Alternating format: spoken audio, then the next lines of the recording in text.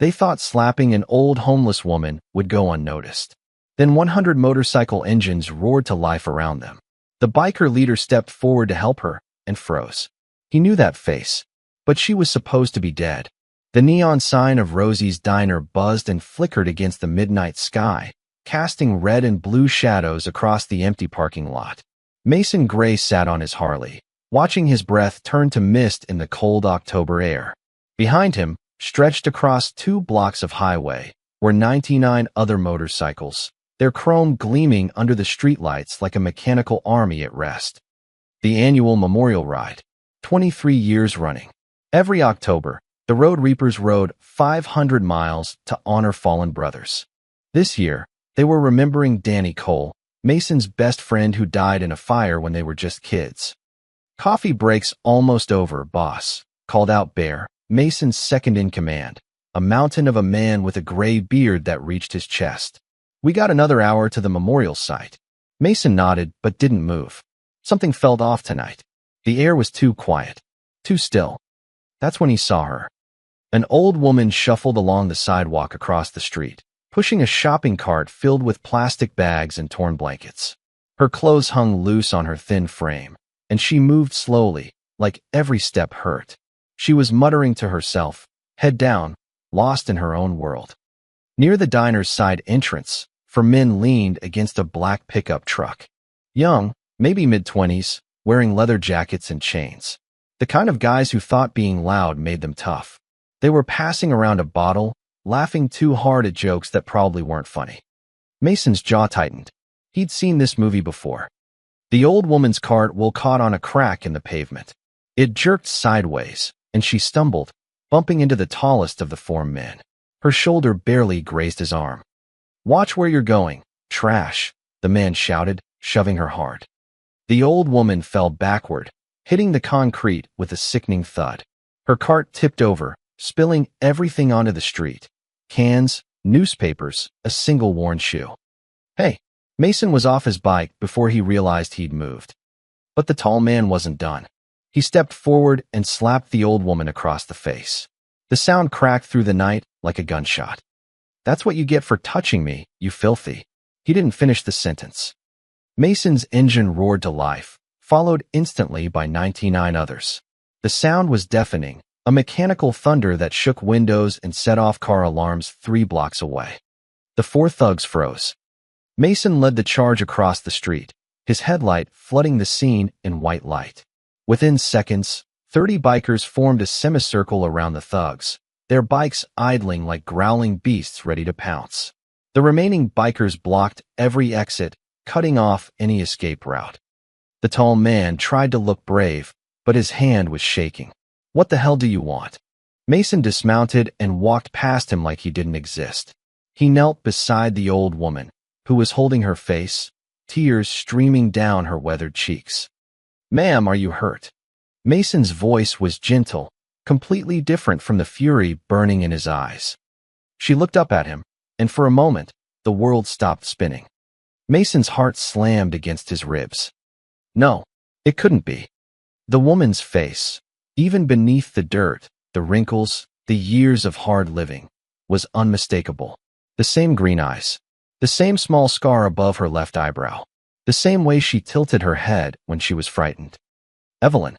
The name came out as a whisper. The old woman's eyes widened. Her lips parted, but no sound came out. Evelyn Cole.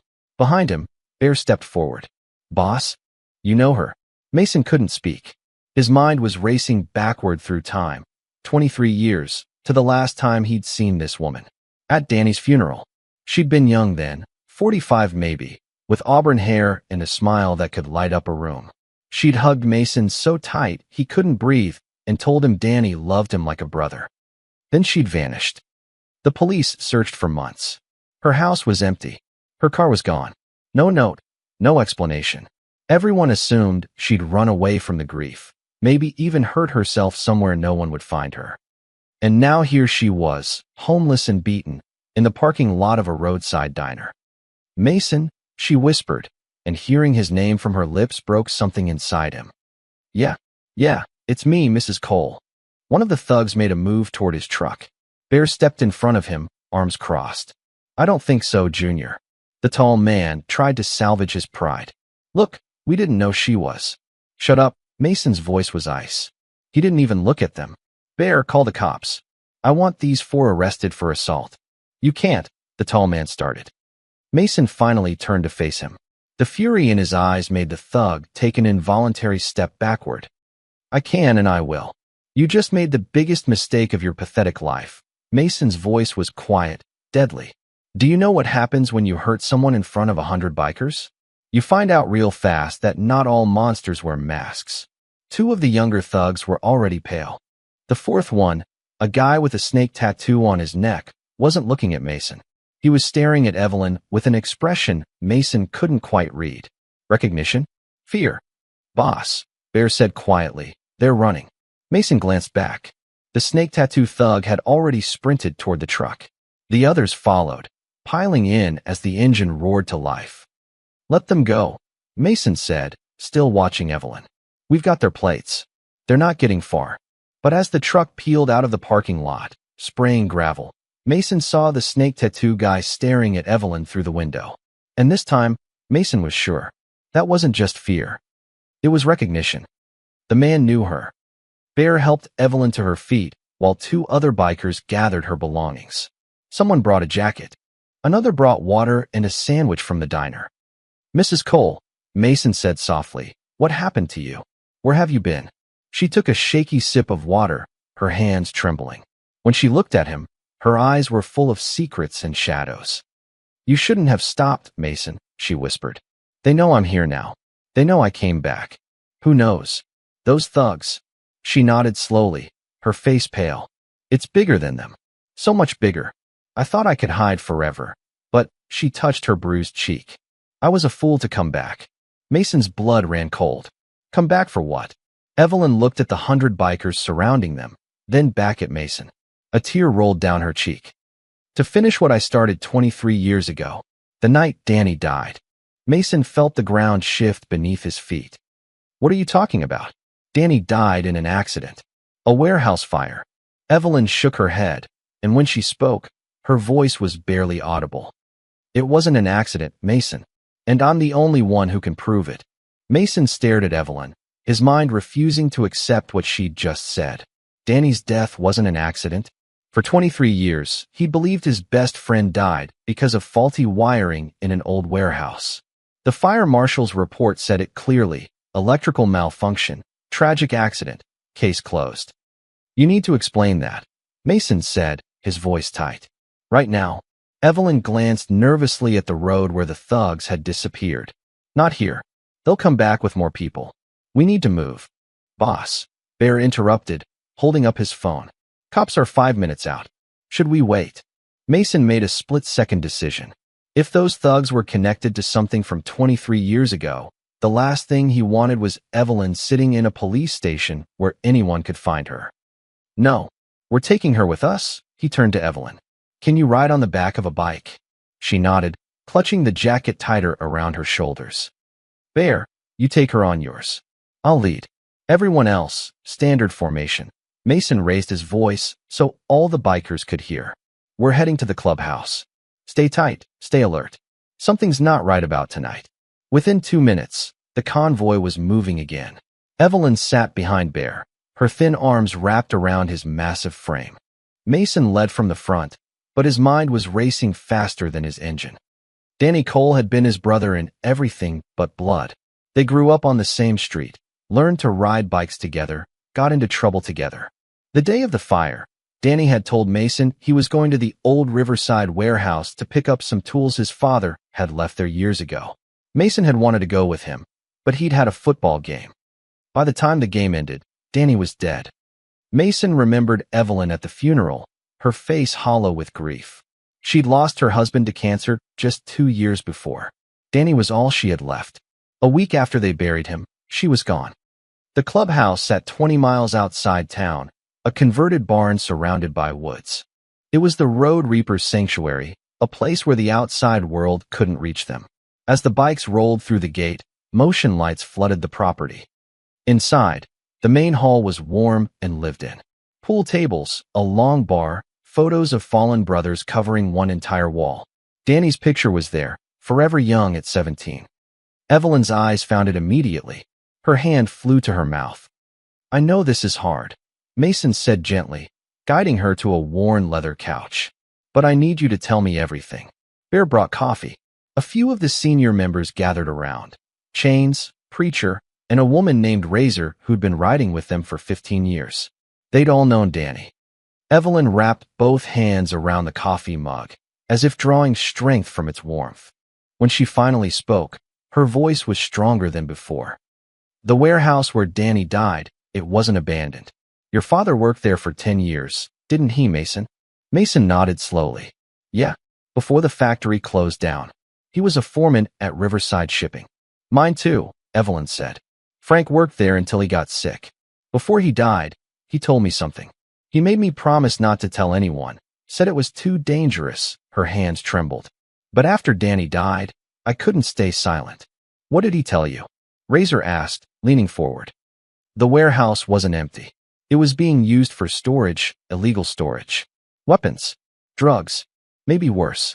Frank stumbled onto it by accident one night when he went back for his tools. He saw crates being loaded, men with guns. They didn't see him, but he recognized some of them. Local guys, cops, business owners." Mason's blood turned to ice. "And Danny?" Evelyn's eyes filled with tears. "Danny went to get his father's tools. The same ones Frank had mentioned. I think someone saw him. Maybe he saw something he shouldn't have. The fire wasn't an accident, Mason. They killed him to keep him quiet." The room went silent. Mason could hear his own heartbeat pounding in his ears. "You have proof?" Bear's voice was deadly calm. "Frank made copies of shipping manifests. Records. Photos. He hid them in the warehouse in a place only he knew about. Before he died, he told me where. I was going to get them after the funeral, but..." She paused, her voice breaking. "But then Danny died the same way Frank feared he would. I realized they'd kill me too if they knew I had that information. So I ran. For 23 years, Preacher said quietly. I had to. I changed my name, kept moving, stayed invisible. But 6 months ago, I heard the warehouse was being demolished. If I didn't get Frank's evidence now, it would be gone forever. Everyone who killed my son would walk free." Mason stood up, his fists clenched. "The thugs tonight. They recognized you." Evelyn nodded. "The one with the snake tattoo. His father was one of the men Frank photographed. I saw his picture years ago. He has the same eyes." She looked up at Mason, her face haunted. "They've been watching that warehouse, Mason, waiting to see if anyone comes looking. That's why they're still here after all these years." Razor swore under her breath. "This is bigger than we thought." "It's a conspiracy," Chains said. "Has to be, if it's lasted this long." Mason walked to Danny's photo on the wall. His best friend smiled back at him, frozen in time, never knowing he'd been murdered. "Mrs. Cole," Mason said without turning around, "where exactly did Frank hide this evidence?" "In the old maintenance tunnel beneath the warehouse, behind a false panel in the electrical room." Mason turned to face his crew. The look in his eyes made even Bear straighten up. "Then that's where we're going. We're going to get that evidence, and we're going to make sure everyone responsible for Danny's death pays for what they did." Evelyn stood up, her voice steady for the first time all night. "There's something else you need to know. That warehouse. It's scheduled for demolition in 48 hours. The words hung in the air like a death sentence. 48 hours. 2 days to retrieve evidence hidden for over 2 decades, guarded by people willing to kill to keep their secrets buried. Mason paced the length of the hall, his boots echoing on the wooden floor. "We need a plan. We can't just roll up to a warehouse that's actively being watched." "Actually," Bear said, pulling out his phone, "we might have an advantage. My cousin works for the demolition company. Let me make a call." While Bear stepped outside, Razor brought Evelyn a plate of food. The old woman ate mechanically, her eyes distant. Mason sat down across from her, studying the face he'd thought he'd never see again. "Mrs. Cole, I need to ask you something." She looked up, a piece of bread halfway to her mouth. "My father, did he know about any of this?" Evelyn's expression softened. "Frank never told me if Marcus knew. But your father was a good man, Mason. If he knew, he would have done something." "He died 5 years ago," Mason said quietly. "Heart attack. Quick, painless. At least that's what the doctors said. Something flickered across Evelyn's face. Recognition, maybe, or fear. How old was he? 62. Why? Frank was 61 when the cancer took him. They said it was aggressive, came out of nowhere.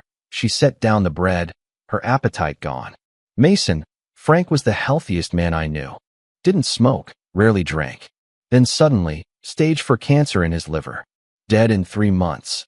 Mason's stomach dropped. You think someone poisoned him? I think men who kill 17-year-old boys don't hesitate to eliminate anyone who threatens them. Evelyn's voice was bitter. Frank worked at that warehouse for a decade. He knew every inch of it. If they suspected he'd seen something, or told someone. Bear came back inside, his face grim. Demolition set for Thursday morning, 6 a.m. They're bringing in the wrecking balls at dawn. That gives us tomorrow night, Chains said. 1 shot. There's more, Bear continued. My cousin says the site's been weird. Extra security, people showing up at odd hours. He said the owner's paying double to make sure no one goes near the place until it's rubble. Who owns it now? Mason asked. Bear checked his phone. A company called North Point Holdings. But it's a shell corporation. He couldn't find any real names attached to it. Of course not, Evelyn muttered. They've had 23 years to cover their tracks.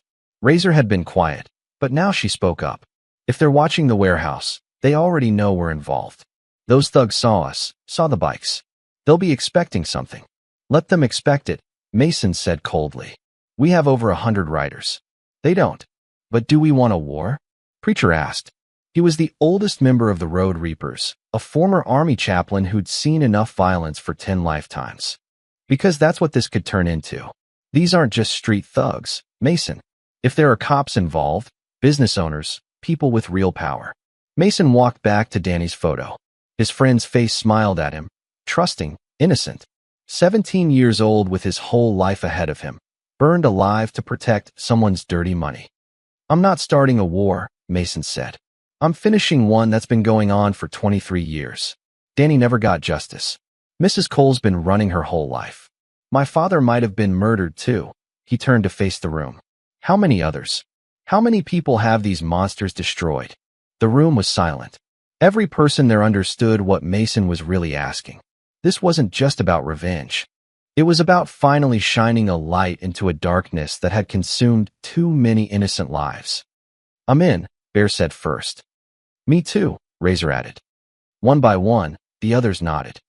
Evelyn stood up, her frail body somehow looking stronger. I'm coming with you. Mrs. Cole. No, her voice was firm. I know where Frank hid everything. The maintenance tunnel has 3 branches, and only one leads to the electrical room. You need me, Mason. I'm not letting you walk into danger blind. Mason wanted to argue, but the look in her eyes stopped him. This woman had survived on the streets for over 2 decades, staying one step ahead of killers. She was tougher than she looked. Fine, but you stay in the van. You guide us by radio, nothing more. She nodded reluctantly. Bear spread a map across the pool table. Okay, let's figure out how we're doing this. We need eyes on the warehouse first. Find out how many guards, what kind of security system, entry points. I'll take a scouting team, Chains volunteered. 2 bikes, quiet recon. We can do a pass tonight, check it out. Good, Mason said. Take Slider and Hawk. They're the quietest riders we have. Get photos, count guards, look for cameras. I want a full report by dawn. As the group dispersed to prepare, Mason found Evelyn standing alone near Danny's photo. She reached up with one weathered hand, touching the glass frame. I failed him, she whispered. I ran instead of fighting. Mason stood beside her. You survived. That's not failure. That's strength. Is it? Because every day I was gone, the men who killed him kept living their comfortable lives. They probably forgot about him completely. Then we'll remind them, Mason said quietly. Tomorrow night, we make sure they never forget Danny Cole's name again. Evelyn turned to look at him. In the harsh light of the clubhouse, Mason could see every line on her face, every scar from years of hard living. But he could also see something else, the fierce, protective mother who'd once packed his lunch when he stayed over at Danny's house, who'd cheered louder than anyone at their baseball games. She was still in there, beneath the layers of pain and time. Thank you, she said simply. Mason squeezed her shoulder. Danny was my brother. This is what brothers do. Outside, engines roared to life as Chains, Slider, and Hawk prepared for their reconnaissance mission. Mason watched them disappear into the night, 3 red taillights fading into darkness.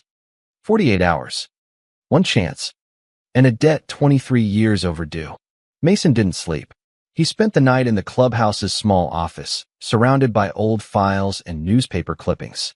Bear had pulled everything they had on Riverside Shipping from the archives, photos, employment records, even a few old newsletters from when the factory was still running. Dawn broke cold and gray. Mason rubbed his eyes and stared at the photo in his hand. It showed 20 workers standing in front of the warehouse, dated 1998. His father stood in the back row, young and strong. Frank Cole was beside him. Both men were smiling. 3 rows down, a younger man with a familiar face. Mason squinted at the name tag visible on his uniform. Deputy Foreman, R. Vance. Vance. He knew that name. Coffee. Evelyn appeared in the doorway, holding 2 steaming mugs. Mason took one gratefully. Did you sleep? A little. First real bed in years. She sat down slowly, her body still aching from the assault. What are you looking at? Mason showed her the photo. Do you recognize everyone here? Evelyn put on reading glasses she'd been given and studied the image carefully. Her finger moved across the faces, then stopped. That's Robert Vance. He was Frank's supervisor for a while. She looked up sharply. Why? Because Robert Vance is now the chief of police in this town. The mug slipped from Evelyn's hands. Coffee splashed across the desk. No, that can't be. It is. I looked him up. He started as a deputy in 1999, right after the warehouse officially closed. Moved up fast. Real fast. Too fast. Evelyn's face had gone pale. Frank's photos. I remember now. Vance was in one of them. He was supervising a shipment late at night. Something Frank thought was suspicious. Mason's mind raced. If the chief of police was involved, that explained everything. Why the fire investigation was closed so quickly. Why no one ever looked deeper into Danny's death. Why Frank's cancer could have been arranged. We can't go to the police, Mason said quietly. No, Evelyn agreed. We can't. The office door burst open. Chains, Slider, and Hawk stumbled in, exhausted but wired with adrenaline. Boss, you need to see this, Chains said, pulling out his phone. The photos showed the Riverside warehouse from multiple angles. The building was massive, 3 stories of crumbling brick and broken windows. But it wasn't abandoned. Floodlights had been installed around the perimeter. 2 guard stations were visible at the main entrance. Count 6 guards on rotation, Hawk reported. Armed, too. We saw handguns on at least 3 of them. Security cameras? Mason asked. For that we spotted. 1 at each corner of the building. Slider zoomed in on one of the photos. But they're new installations. Cheap ones. We can probably jam them. What about the tunnel entrance Mrs. Cole mentioned? Evelyn leaned over the desk. The maintenance tunnel has an exterior access point on the north side of the building. It's hidden behind overgrown bushes. Frank used it when he needed to check the electrical systems. Chains flipped through more photos. This it. He showed an image of a rusted metal door, nearly invisible beneath layers of vegetation. That's it, Evelyn confirmed. Guards don't patrol that side, Slider added. They stick to the front and east side. North side is blind. Mason felt a plan forming. So we hit them from 2 directions. Create a distraction at the front, draw the guards there. Small team goes in through the tunnel. How small? Bear asked from the doorway. He'd been listening. 3 people. Me, someone who knows tunnels, and Mrs. Cole on radio to guide us. I was a combat engineer in Iraq, Razor said, appearing behind Bear. Spent 2 years clearing underground insurgent networks. I know tunnels. Good. You're with me. Bear shook his head. You're going to need more than 3 people for the distraction. These guys are professionals. They won't spook easy. That's why we're bringing everyone, Mason said. Every bike we have. We're going to make them think we're staging a full assault on the front gate. Loud, visible, impossible to ignore. While they're focused on that, Razor and I slip in the back. What if it goes wrong? Preacher asked quietly. Mason met his eyes. Then we improvise. But this is our only shot. After tomorrow morning, that building is dust. Evelyn cleared her throat. There's one more thing. The electrical room where Frank hid everything. It's in the deepest part of the tunnel system, and the tunnel floods when it rains. Everyone looked at the windows. Dark clouds were gathering on the horizon. Forecast, Mason asked. Hawk checked his phone. Thunderstorms. Starting tonight around midnight. Heavy rain expected. Perfect, Mason said sarcastically. So we need to be in and out before the storm hits, or we risk drowning in a tunnel while looking for evidence. Or we wait until after the storm, Bear suggested. No time. Demolition starts at dawn. The storm will hit tonight, which means tomorrow the tunnel could still be flooded. We go tonight before the rain starts. Mason looked around the room. Everyone clear? We ride at 10 p.m. That gives us 2 hours before the storm. The bikers nodded, but Mason could see the concern in their faces. This wasn't a bar brawl or a territory dispute. This was infiltrating a guarded location connected to powerful people who'd already killed to protect their secrets. One more thing, Mason said. We document everything. Photos, video, whatever we find. Multiple copies. Because if something happens to us, I want this evidence to survive. Razor pulled out her phone. I'll upload everything to the cloud in real time. Even if they take our phones, the evidence will be safe. Smart, Mason said. As the group dispersed to prepare weapons and equipment, Evelyn touched Mason's arm. Your father would be proud of you. Mason looked at his father's face in the old photo. I hope so. Because if you're right about what they did to him, this is for him too. Outside, thunder rumbled in the distance. The storm was coming. And so were they. At 2 p.m., everything changed. Mason was reviewing the tunnel blueprints when Bear burst into the office, his face flushed with excitement. Boss, you're not going to believe this. The thugs from last night, they're back. Mason was on his feet instantly. Where? Gas station, 5 miles south. Hawk spotted their truck while getting supplies. Same plate number. Are they alone? Hawk says there's 4 of them, plus 2 more guys. Bigger guys. Professional looking. Mason grabbed his jacket. Get me a visual. Now, 10 minutes later, Mason and Bear were watching a live video feed on Bear's phone. Hawk had positioned himself across the street from the gas station. Camera zoomed in on the black pickup truck. The 4 thugs from last night were there, but they weren't the interesting part. 2 men in expensive suits stood beside a black Mercedes, talking with the snake tattoo thug. One was older, maybe 60, with silver hair and cold eyes. The other was younger, built like a boxer. Can you get audio? Mason asked. Too far, Hawk whispered through the phone. But wait, the old guy just handed Snake Tattoo an envelope. Cash, looks like. Mason watched as Snake Tattoo opened the envelope, counted bills, then nodded. The conversation continued for another minute before the suits got back into the Mercedes.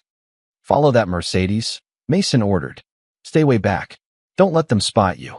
Copy that. The feed went dark as Hawk mounted his bike. Bear pulled up a tracking app. He's moving, heading east on Route 47-inch.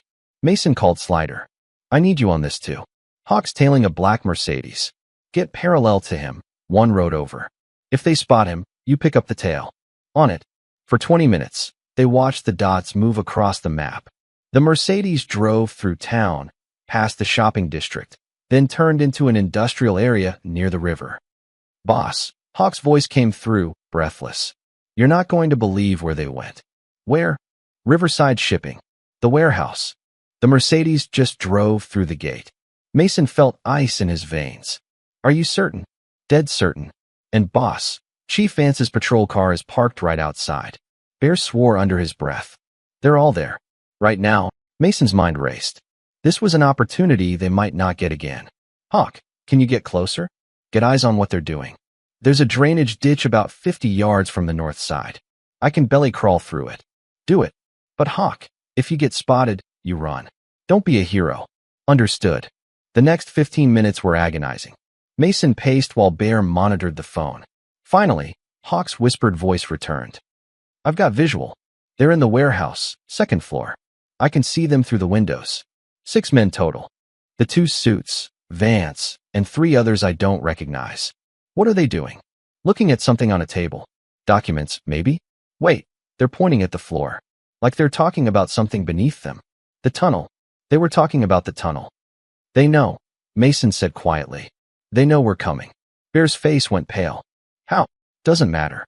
What matters is they're preparing. Hawk, any sign of weapons? The three I don't recognize have tactical gear. Rifles, body armor. These aren't regular security guards, boss. These are hired soldiers. Mason felt the plan slipping away. If the warehouse was fortified with professional security, a frontal distraction wouldn't work. They'd be ready for it. Wait, Hawk whispered urgently. They're leaving. All of them. Getting back in their vehicles. Follow them, Mason ordered. But careful. The Mercedes and Vance's patrol car left together, heading north. The three tactical guys got into a white van and went south. The thugs stayed behind, their truck parked near the warehouse entrance. Slider, you pick up the van, Mason said. Hawk stays on the Mercedes. I want to know where everyone goes. Over the next hour, the tracking revealed a disturbing pattern. The Mercedes went to the town's largest bank, where the silver-haired man went inside for 10 minutes. Vance's patrol car went to the police station. The van went to a private security company called Sentinel Defense Solutions. Mason researched the company. Former military contractors. Expensive. Discreet. The kind of people who didn't ask questions. They're bringing in reinforcements, Bear said grimly.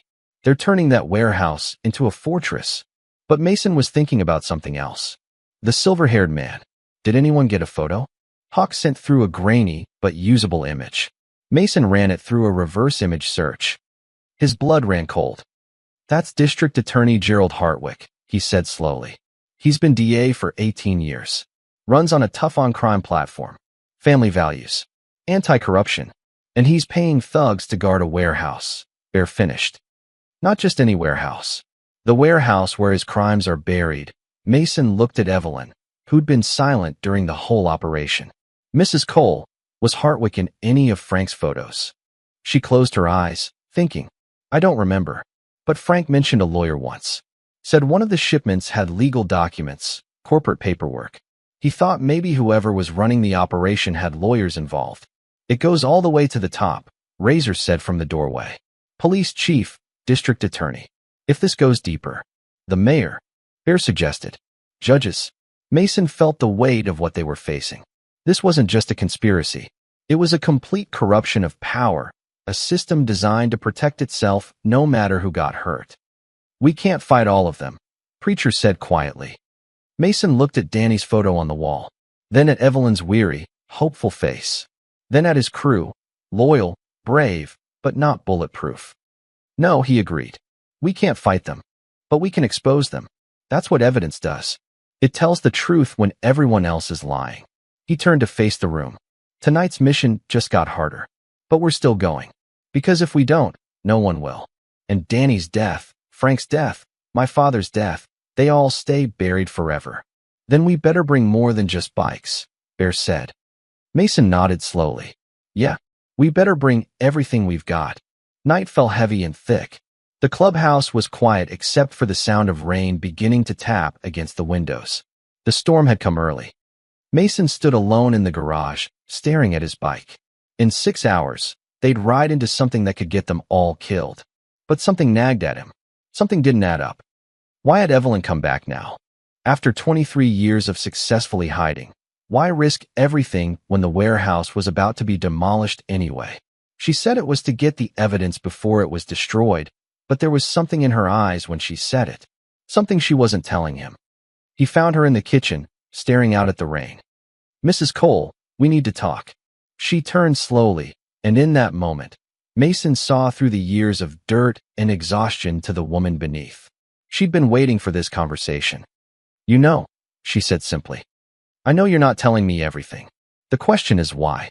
Evelyn sat down heavily, her hands trembling. When she spoke, her voice was barely audible over the rain. Frank didn't just hide evidence in that warehouse, Mason. He hid something else. Something worth more than any legal documents or photographs. Mason's stomach tightened. What? $2 million. Cash. The words hit like a physical blow. Mason stared at her, his mind reeling. Frank skimmed it. Evelyn continued, tears streaming down her face. Over the course of 2 years, he diverted money from the illegal shipments. Small amounts they wouldn't notice immediately. He was building an escape fund for us. Money to disappear, to start over somewhere safe, her voice broke. But he got sick before we could leave. And then Danny. You've known this whole time, Mason said, his voice dangerous. You let me believe this was about justice. It is about justice. Evelyn stood, her frail body shaking. But it's also about survival, Mason. Do you know what it's like living on the streets for 23 years? Eating from garbage cans? Sleeping in doorways? Being invisible because if anyone noticed you, you'd be dead? So this is about money. No. Her voice cracked with emotion. This is about finally having the power to fight back.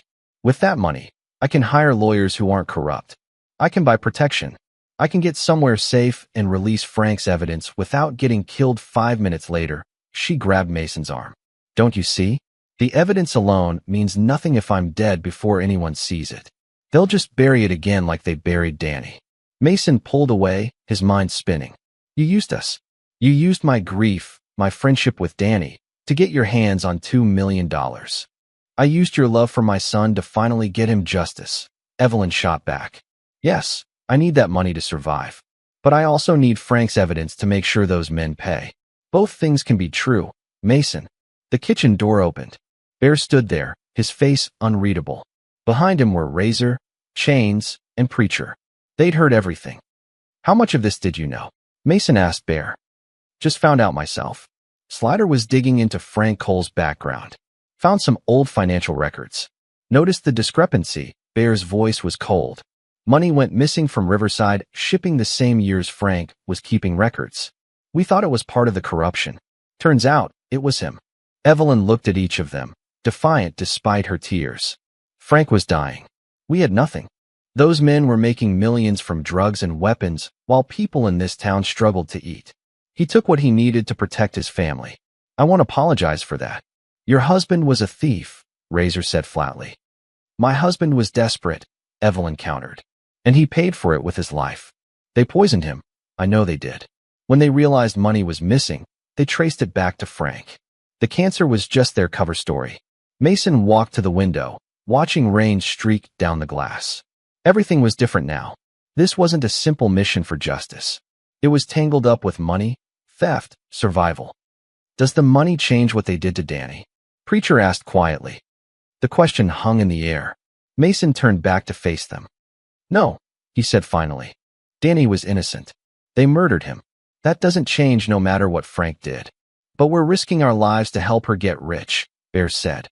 We're risking our lives to expose murderers, Mason corrected. What happens to the money after? That's up to Mrs. Cole. Evelyn wiped her eyes. I swear to you, Mason, on Danny's grave, if we get that evidence, I'll release it.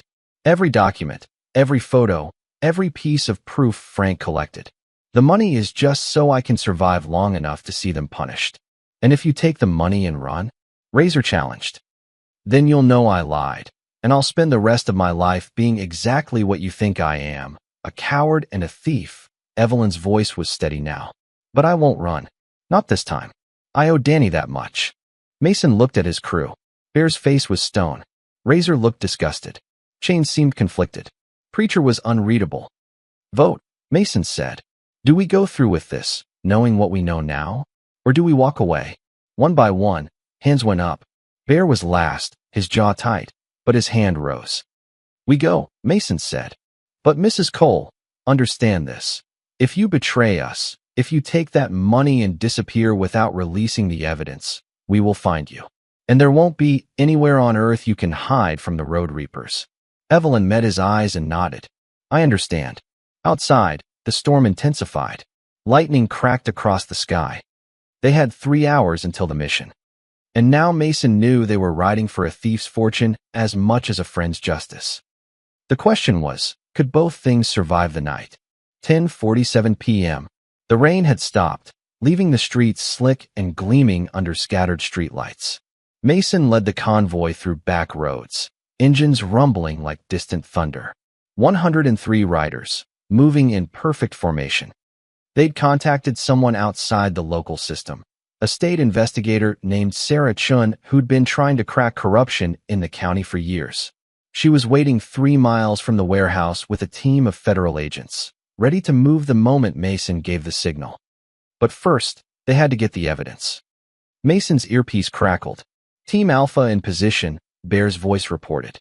He was leading 50 bikes to the warehouse's main entrance for the distraction. Team Bravo ready, Chains added. His team would block the southern access road, cutting off reinforcements. Tunnel team status? Mason asked. Razor's voice came through from beside him. Ready to breach. Mrs. Cole, you're on. In the support van a quarter-mile back, Evelyn's trembling voice guided them. The tunnel entrance should be 15 feet ahead on your right. Behind the thorn bushes, Mason and Razor dismounted, moving quietly through the overgrown vegetation. Their flashlights found the rusted metal door exactly where Evelyn said it would be. It's padlocked, Razor whispered. Mason pulled out bolt cutters. 3 seconds later, the lock fell away. The door groaned as they pulled it open, revealing a concrete stairway descending into darkness. Team Alpha, begin distraction. Now, a mile away, Bear's team roared to life. 50 motorcycles accelerated toward the warehouse gate, headlights blazing, engines screaming. The sound was apocalyptic. Mason and Razor descended into the tunnel. The air was cold and damp, smelling of rust and decay. Water dripped from the ceiling, pooling on the floor. Electrical room is straight ahead, then left at the first junction. Evelyn's voice guided them. Approximately 200 feet. They moved quickly, their footsteps splashing through shallow puddles. Mason's flashlight caught glimpses of old pipes, crumbling brick, and graffiti from decades past. Above them, they heard muffled shouting. The distraction was working. Junction ahead, Razor said. They turned left into a narrower passage. The ceiling was lower here, forcing them to crouch. Mason's heart pounded. They were close. Electrical room, 30 feet, Evelyn said. But Mason, there's something I didn't tell you. Mason froze. What? The room is locked. You'll need the combination. It's... Static erupted in his ear. The signal was breaking up. Mrs. Cole? Evelyn. Nothing but white noise. Damn it, Razor hissed. We're too deep. Signal can't reach. Mason's mind raced. They'd come this far. He wasn't turning back. We find another way in. They reached the electrical room. The door was steel, institutional, with a combination lock that looked military-grade. This wasn't here in Frank's time, Razor said, examining it. They added this recently. They knew someone might come looking. Mason studied the door frame. Old concrete, weakened by water damage. The door's strong, but the wall isn't. Can you bring it down? Razor pulled out a small shaped charge from her pack, military grade, precisely measured. This'll do it. But the noise will bring everyone running. Then we better be fast, Mason radioed Bear. We're about to make noise down here. Be ready to pull back if things go sideways. Copy that, boss. Razor placed the charge, and they retreated around the corner. The explosion was muffled by the tunnel, but still powerful enough to shake dust from the ceiling. When they returned, a section of wall had collapsed, leaving a gap large enough to squeeze through. Inside, the electrical room was exactly as Evelyn described. Old circuit breakers lined the walls. In the far corner was a panel that looked slightly different from the others. Newer screws, less rust. Mason pried it open. Behind it was a small safe embedded in the wall. Of course, Razor muttered. Another lock. But this one was old, from Frank's era. Mason pulled out a small pry bar and wedged it into the seam. With Razor's help, they leveraged it open with a screech of protesting metal. Inside were 3 waterproof bags. Mason's hands shook as he opened the first one. Documents. Dozens of them. Shipping manifests with altered dates. Photographs of men loading unmarked crates.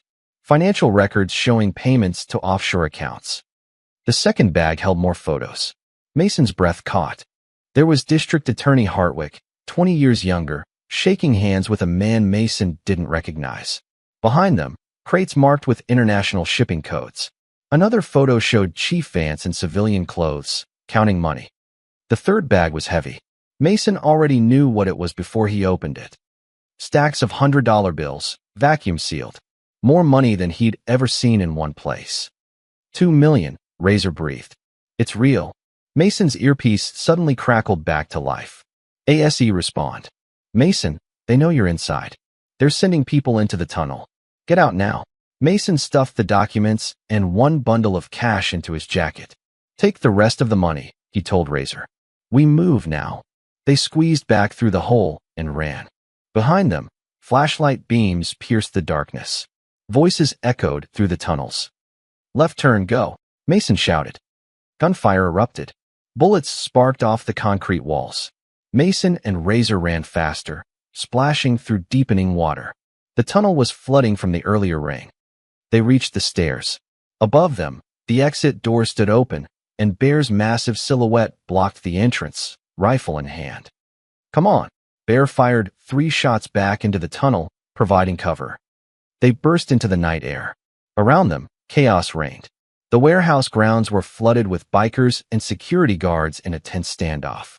No shots fired yet, but everyone was armed. Mason saw the white van, Sentinel Defense Contractors, parked at the gate. And beside it, Chief Vance's patrol car. "Federal agents." A voice boomed through a megaphone. Sarah Chun and 20 agents in tactical gear poured onto the scene from the east. Everyone on the ground. Now, Vance's face went white. Hartwick, who'd arrived in the Mercedes, tried to run. 2 agents tackled him. Mason held up the waterproof bag. Evidence of corruption, drug trafficking, and murder. "It's all here." Chen's team moved with precision, arresting Vance, Hartwick, the security contractors, and the thugs. The bikers stood down, engines idling. It was over. Almost. Mason looked around. "Where's Mrs. Cole?" Bear's face darkened. "The van. She's gone." Mason ran to where they'd left the support vehicle. The door hung open. The driver was unconscious, a knot on his head. And Evelyn was nowhere to be found. Neither were the remaining bags of money. Mason's fists clenched. The betrayal cut deeper than any knife. She'd used them. Used Danny's memory. Used everything. She knocked out Thompson and ran, Bear said, checking on the unconscious driver. Couldn't have more than a 10-minute head start. "Which direction?" Mason's voice was ice. Before anyone could answer, Agent Chen approached, her expression grave. "Mason Gray, I need those documents. Now." Mason handed over the waterproof bag. Chen opened it, her eyes widening as she flipped through the contents. This is 20 years of evidence. Weapons trafficking, drug distribution, money laundering. We can prosecute dozens of people with this. One of whom just escaped with $2 million, Mason said bitterly. Chen looked confused. "What? Long story. Can your people track her?" "Who?" "Evelyn Cole. Late 60s, homeless woman. She was our informant. Now she's our thief." Chen pulled out her radio, but Mason stopped her. Something was wrong. Evelyn was frail, exhausted, barely able to walk without pain. How had she overpowered Thompson, a former Marine? "Wait," Mason said. "Thompson, what exactly happened?" The driver groaned, coming to. "She asked for water. When I turned around, someone hit me from outside. I saw boots. Men's boots." Mason's blood ran cold. She didn't run. She was taken. Bear understood immediately. The thugs. The ones we didn't catch. Chen was already on her radio. "All units, we have possible hostage situation. Elderly female, last seen. Route 47. Razor interrupted, pointing at her phone. "I tagged one of the money bags with a GPS tracker. Old habit from my military days. It's moving east on Route 47, heading toward the river." Mason was on his bike before anyone could stop him. "Bear, Razor, Chains, with me. Everyone else stays here and cooperates with the feds." For motorcycles roared into the night. The GPS stop moved fast. They were in a vehicle, probably the thug's truck. Mason pushed his Harley to its limit, the engine screaming. "They're heading to the old bridge," Chains shouted over the wind. "The one that's condemned." Mason knew it. A rusty steel bridge that crossed the river, scheduled for demolition. Why would they go there? They reached the bridge 5 minutes later. The black pickup truck sat abandoned at the entrance, doors open. Mason could hear voices echoing from the bridge structure. The 4 bikers dismounted, moving quietly. Mason's hand went to the pistol on his hip. He'd hoped he'd never need it tonight. "You're a loose end, old woman," a voice snarled. "Snake tattoo thug. Vance might be arrested, but he's got friends. They want this mess cleaned up. Please." Evelyn's voice, weak and terrified. "Take the money. Just let me go." "Can't do that. You know too much." Mason stepped onto the bridge, his boots ringing on metal. "Let her go." 3 thugs spun around. Snake Tattoo held Evelyn by the arm, dangling her over the bridge railing. Below, the river churned black and violent, swollen from the storm. "Stay back, or she drops," Snake Tattoo yelled. Bear, razor, and chain spread out, circling. The other two thugs pulled knives, looking desperate. "It's over," Mason said calmly. "Your bosses are arrested. The evidence is with federal agents. Killing her doesn't save anyone. It saves me." Snake Tattoo's hand shook. "My father's going to prison because of what she knows. Because of those photos. Your father's going to prison because he's a criminal," Mason said. "Just like you'll be if you hurt her. I'm already dead. Don't you get it? They'll kill me for failing." Mason saw it then, the fear in the young man's eyes. He wasn't a hardened criminal. He was a scared kid trying to protect his family, drowning in consequences he couldn't escape. "Then stop failing," Mason said quietly. "Let her go. Testify against the people who put you here. The feds will protect you, give you a new start. You don't know what they're capable of." "I know exactly what they're capable of," Mason interrupted. "They killed my best friend when he was 17 years old. They murdered innocent people to protect their money. Don't let them turn you into a murderer too." Snake Tattoo's grip on Evelyn loosened slightly. Tears streamed down his face. "I didn't want any of this. I just wanted my dad to be proud." "Then be someone worth being proud of," Mason said. "Right now? Make the choice." For a long moment, time stood still. Then Snake Tattoo pulled Evelyn back from the edge and released her. She collapsed onto the bridge, sobbing. The thug dropped to his knees, hands up. His friends followed, defeated. Sirens wailed in the distance. Agent Chin's team was coming. Mason knelt beside Evelyn. She looked up at him, her face streaked with tears and shame. "I'm sorry," she whispered. "I was going to come back. I swear. I was so scared. When they grabbed me, I thought it was over.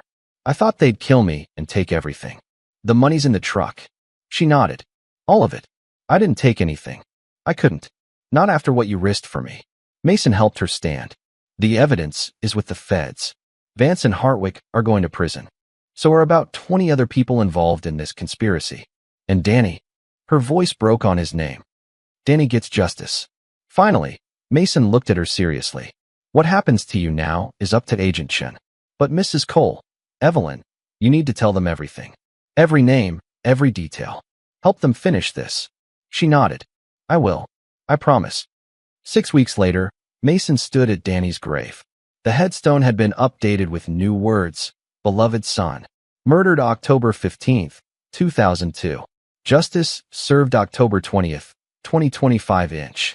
Evelyn stood beside him, no longer homeless. The federal government had placed her in witness protection until the trials were complete. The $2 million had been seized as evidence, but she'd been promised a reward for her cooperation.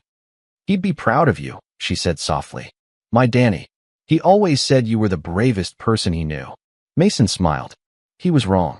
You're the bravest person I know. You survived 23 years and still came back to fight. We both fought, and we won." They stood in silence, remembering. Then Evelyn squeezed his hand and walked away, agents waiting to escort her to safety. Mason stayed longer, talking to his friend the way he had when they were kids. The thugs who slapped an old woman had learned a brutal truth. Some debts can hide for decades, but eventually, justice catches up. And sometimes, it rides on 100 motorcycles, roaring through the night.